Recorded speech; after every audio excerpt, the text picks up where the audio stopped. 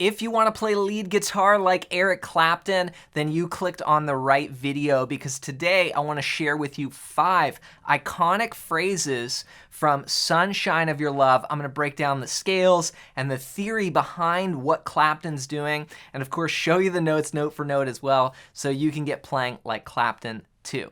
So this video is going to be using Sunshine of Your Love, and if you need help with playing the main guitar part to that song, I do have a separate video on my channel you can check out. But this one, I'm not going to be going over that. I'm going to be going over the lead stuff. So here is the first example we're going to use. It sounds like this. 1, 2, 3, 4.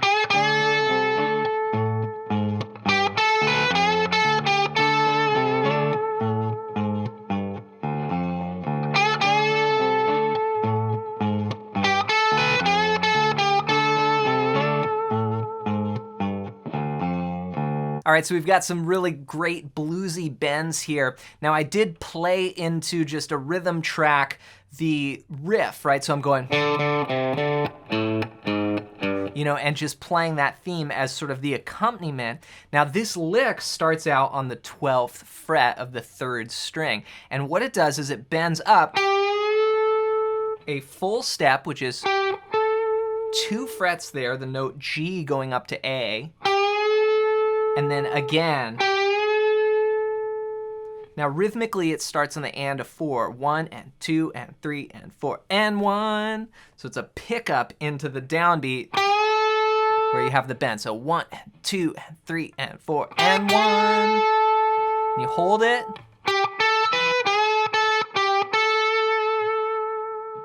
So there's not a lot of moving frets. But what Clapton's doing is getting a lot of different notes by using bends. So here we're gonna bring that, we're bending that bend up, we're gonna bring it back down to natural 12, or the note G, and then bend it back up. Then as it's bent up, use your pinky to grab the note B on the 12th fret of the 2nd string, and then come back to the bend, so. And then natural 12 one last time, and then one last bend. So you've got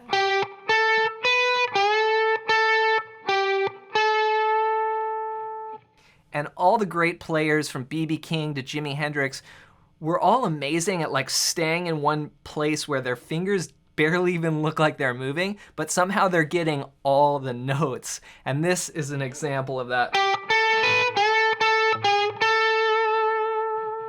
Now another thing that's going on here is this is a theme. I don't know if you picked it up, but it's actually a standard song. It's a jazz tune called Blue Moon, right? Blue moon, I saw you standing alone, right? Over this rock blues riff, okay? Now, when you look at the riff to this song, those notes are what we call the blues scale. And this is so important to know for soloing and just mapping this stuff out on the neck. And I want to give you a gift that's really going to help you out with this. Just go to johnmcclennan.com/bluescales, and completely for free you can download my PDF guide that's going to show you the 5 blues scale patterns that I use to map out the entire guitar neck. And again, you're going to see this stuff like in the music that you love. And although that's not just the straight scale going up or down, right? You can see the notes once you become familiar with it. If you sort of add up all those notes, D, F, G, A flat, A, C, D, you've got your D blues scale. So grab that completely for free as my gift to you. Now here's the crazy thing is Clapton is adding some other notes here. So that note, that B natural, is not in the D blues scale, but it actually comes from, it's like a D6 chord, which is another very common sound in the blues. So, you know, you got to learn the rules, and then you'll find that all these great players break the rules, and that's where they get a lot of really cool sounding notes. So Okay, that's the first lick. Let me play it over the backing. Here's what it sounds like. 1, 2, 3, 4.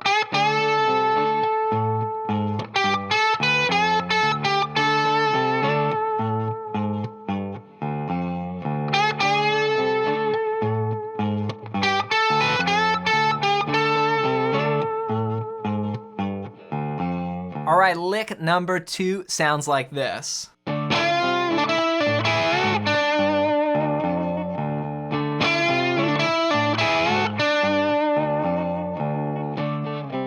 All right, here Clapton goes to something that he does a ton of, and that's called double stops. So you'll see that in this lick, but we're gonna start on the 9th fret of the 3rd string. We'll bend it up, just a half step there. Bring it down, pull off to 7, and then 9, 7. So, okay, da, da, da, da. Okay, here's the double stop. Okay, what that is 9 and 9 there. That's the note E and the note G sharp on the 3rd and 2nd strings. Bend that up and then come back to 7, the note D there on the 3rd string. So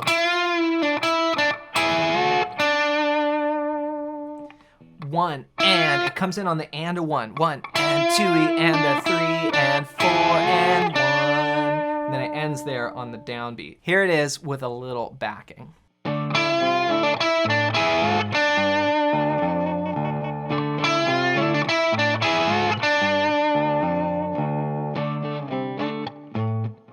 All right, so scale-wise there, now he's taken the D minor, and this is a trick. You take the D minor blues scale and you bring it down 3 frets. And it gets kind of a sweeter sound. And then again, double stop there. That note is not in the D minor blues scale. It's not in the B minor blues scale. It's just another note that he added that isn't in the key, but it sounds great.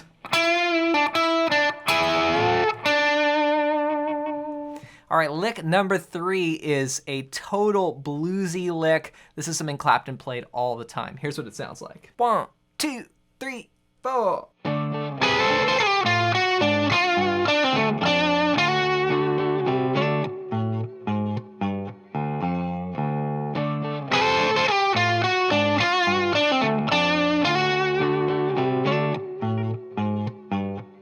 All right, we start off with more double stops. This is a very common, like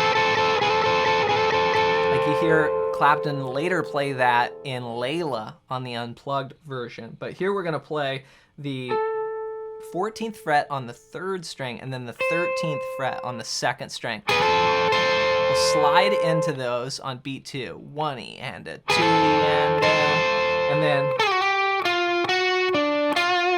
we slide down just with that middle finger. So we sort of let go of the first finger, slide 13 down to 12, then play 10, then 11, 12 on the 4th string. So,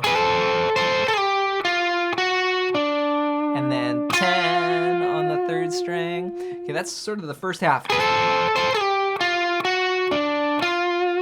And it's actually, this is minor blues scale. And then check this out. What's he doing right there? He's actually going to a D major chord. I think of the E shape here in the caged system. For those of you that are in my caged system program, you'll start seeing these shapes in all the solos and the phrases, and you'll see how Clapton knows how to resolve the phrase, and he knows what notes to land on that just work. So sliding down, and then 10, 11, 12 on the 4th string, then 10 with a little vibrato. Then check this out. And this is something that is really cool. I heard Jimi Hendrix do it quite a bit. You play the pentatonic or the blues scale, do a pull off, like, but you don't pluck the last note. So instead of, you go. Okay, so that's 12 pulling off to 10 on the 4th string, and then 12 just sort of like a hammer on from nothing. And then you go back to 12 on the 4th string, and then the phrase finishes with 10 hammer to 11, and then vibrato. Okay, so it's...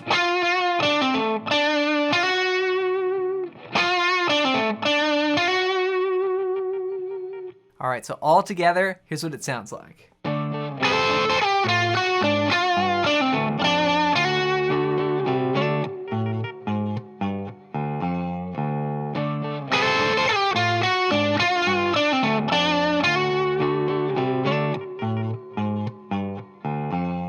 Lick number 4 uses some more double stops. Now this actually happens later in the progression where we go to the B section, but it can also work over the main riff as well. Here's what it sounds like.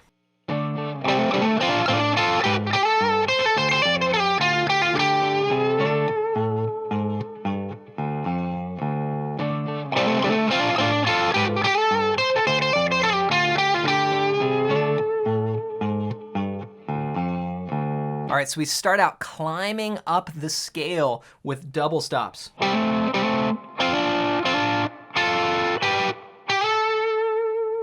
Okay, that's 10 and 10 on the 5th and 4th strings, and then you hammer to 12 on the 5th string. It's total Jimi Hendrix, right? Great lick. We're gonna do it twice, and then we'll shift down 1 string and do the same thing again. Then we'll shift down another string, but we won't hammer on this time. We'll just play 10 and 10 and 12 and 12. Again, not notes in the D minor blues scale. So what's up with this? Why does Clapton keep breaking the rules? And really, it's just the double stops. It's just this shape. Same thing that he was doing here. You can move those shapes around the neck and just get all kinds of cool sounds. So then slide 12 to 14 on the 3rd string, and then now this is working 2 positions here. Total, this is all totally D minor blues scale. So that's 13 on the 2nd string, 14 on the 3rd string, back to 13 on the 2nd string, hammer, 13, slide back down. That's 14 to 12, then 10, 12 pull off 10 to 10, and then end with a bend. That's the same note as,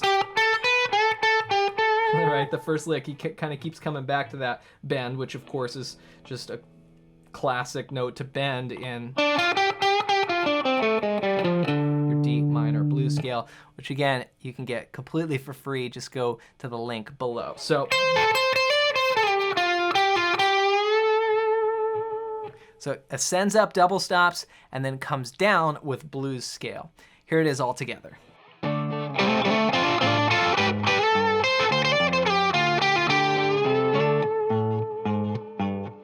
again.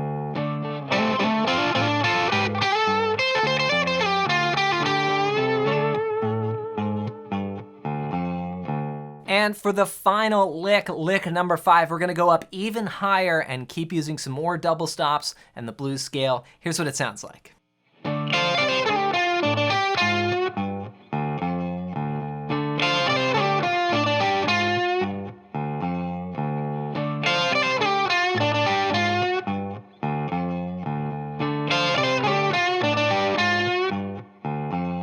All right, so we're starting on 13 and 13 on the 2nd and 1st strings. That's our double stop there, okay? And you can think about, you know, a D minor chord here, or your D minor blues scale. So hit those double stops on the and a 1. 1, and then we're gonna play 16th notes, 2 E. We're gonna pull off here from 15 to 13 on the second string. Then, so that's sliding. Again, the same move we keep doing. 14 down to 12 on the third string. Then 10 on the third string. Now here, when I play this note, it's often not just played like this. I try and bend it. And that's gonna be a move that Clapton did all the time. It's basically creating what's called a blue note. And then, so that's 12, the note D on the fourth string. And then 12, 10, so 12, 12 on the fourth string, then 12 and 10 on the third string. Boo-doo-dee-da. 1 and 2, E and a 3, E and a 4, and here it is with some backing.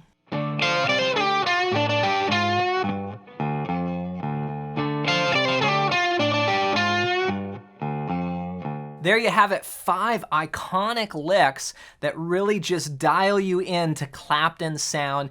And you can see that he's using a lot of the stuff that I talk a lot about, right? Like the blues scale and the pentatonic scale, but he's breaking the rules here and there, and he's adding some interesting color notes. So I think that's one of the biggest takeaways from this, is that, you know, you want to learn the scale, but then you also eventually, you know, you break the rules and you don't have to stick to the same patterns, and you can really play any note that you want. So to help you out with this and put it all together, be sure to grab my free blues scale PDF guide. Just go to johnmcclennan.com/bluescales and grab that as my gift to you. Hope you enjoyed this lesson. As always, thanks for watching. And for more Clapton, check out this video next.